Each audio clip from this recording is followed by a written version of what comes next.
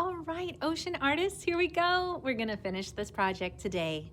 So what you're going to need is a big piece of sand colored background paper. You're going to need your 5 contour line drawing ocean creature shapes that you've colored in, and those are finished. You're also going to need the 2 squares that you splatter painted. So these are coming back, and let's begin with these. Get your glue ready to go and your scissors as well. Here we go. I'm going to use my art teacher scissors, but let's all make sure we're holding our scissors correctly with our thumb in the small hole, fingers in the big jelly bean. Turning your thumb up on the top, scissors pointing away from your body always, and keeping your scissors straight. The paper is the thing that moves as you are cutting. The scissors don't turn. All right, let's do this. So what are we doing? We're simply gonna turn this into an organic shape. Right now, we have a geometric shape. What is this geometric shape? Say it, you know it. That's right, a square. So what we wanna do is soften this up. The sea creatures are organic. They were made by nature, and we wanna make our background fit with that same theme. So I'd like for you to please take your square and don't make a plan. Stay close to the edge of your paper, and let's just turn our paper and cut in a very soft wavy line. Think of how you know of lines. Get close to the edge, even around the corners. That's right.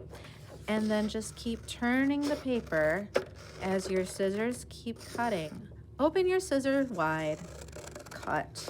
Open it wide, turn that paper. Here we go. So by the time you get around to the other side, your shape will still be pretty big. It just won't look like a big square anymore. Now it looks like a crazy wavy square. Excellent. And when I go to glue this on, I'm gonna glue it on like this. I'm not gonna glue it on square because that will continue to kind of lean towards that geometric feel. I'm gonna go a little off to the side. Let's take our other square and do the same thing with this one. Here we go. Pause right here if you like, and then you can continue in just a moment when we do our next step.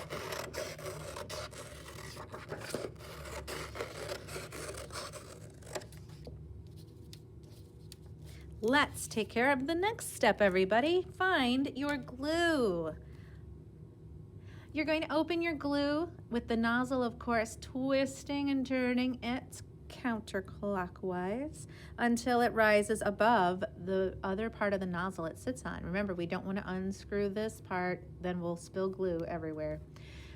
If you have dried glue on the top and when you squeeze it, it doesn't make a breathing sound, nothing. Then scrape that off. You can use your fingernail. And sometimes it helps to close it. Scrape the dried stuff off the top. Open it again. I can see there's a hole. Let's see if it breathes. Success. All right. Make a plan first. What we're doing is we're just laying these kind of on top of each other like this. I'm going to take one off, flip this guy over. All I need is glue to sort of go along with the shape, about 1.5 inches away from the edge. I don't want it squirting out when I rub it down and push it down. And I lay it on close to the edge of my paper over here so that I have plenty of room on the other side for my other piece of paper. Press that down. That's good enough. That's all you really need to do. Then come over here. Same idea. Glue this guy down. So if you need to pause here and take care of this step, now is a great time to do it because then I'll be going on to our next step in just a moment. Okay, we're ready. Put this off to the side. We're coming back to that later. Find your scissors and your shapes of your sea creatures. Here we go. What we're gonna do is we're gonna cut them out. I am going to leave a border, however. What is a border, right? One at a time, I am going to trim around my shape, but I'm gonna leave a little bit of paper around the creature, the animal, the shell, whatever it is. In this particular instance, it's the sea star. And the reason I'm doing this is because that way, if I cut real close to it, right on the black line, first of all, I might have to make a lot of little trims and cuts and adjustments because there's a lot of ins and outs to go into and out of, and that takes time. If I just do a nice, soft outline close to, but not on top of, the black line, then this actually works out looking really nice. I don't lose any of my picture because I don't accidentally cut any of it off. You know, that's always the worst after investing so much time into your project. So what I'm gonna do is continue to cut out all of my shapes this way. If you would like to watch me speed through this, you're welcome to do so, and then pause so you can cut out all of yours, and I will catch you on the other side of cutting all of these out and show you how we glue them down. All right, have fun cutting, be careful, and I will see you soon with this next step. Stay on the video.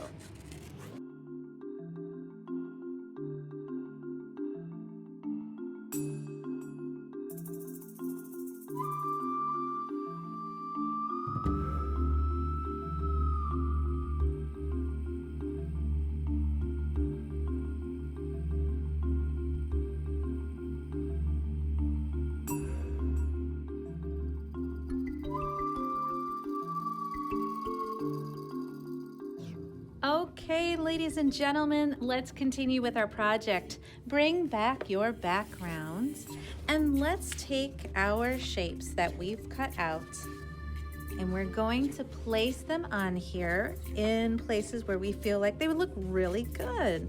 And think about how you want them to lay out. Who do you want centered? How are the colors going to go? Now, what I'm noticing about my particular colors and how I made things, these are similar in color. This is light blue, it looks like a gray and a purplish. This is purple paper with a white, so very similar. I am gonna put these on opposite sides, kind of like bookends of my artwork. So that's gonna create balance. Then I've got two shorter, rounder things and one taller, thinner thing. So as you can see from how I've kind of set this apart, this I am gonna put in the middle. It's also got purple, so it'd be really nice to have centered. And then I'm going to think about how these go. Well, since this is very round and this is very round, putting these together is a lot of round on one side. This is kind of pointy and this is more triangular as well. Triangular, triangular. So juxtaposing or putting these across from each other, opposite sides, will actually look good because this one's a little smaller, this is big, this one's big, this one's smaller, and this one looks nice right here in the middle. Then I do a little finessing and I think about the angles, how I want things to look. Think about how things are pointing. Do you see how this is coming down with a little point right here? It causes you to look up at the eye, because things with eyes tend to catch our attention. Then the nose directs us to this way. This allows us to curve our eye around. We come to here, which points us back up this way, but then our eye catches this little star shape over here, star shape to star shape, and then brings us back again, because we have this little line, this leg right here that points us right back here to the center. So you see how putting things and placing things on your paper actually is important. All right, when you go to glue these down, once you have them set the way you like, very carefully flip them over. Don't use too much glue, but you might want to go nice and close to the edge just so you know they're going to stick down nice and flat. Take your time, glue them down, and enjoy your beautiful piece of art. When you're done, hang this up. It's gonna make you think of the ocean every time you see it. Have a great time. Thank you.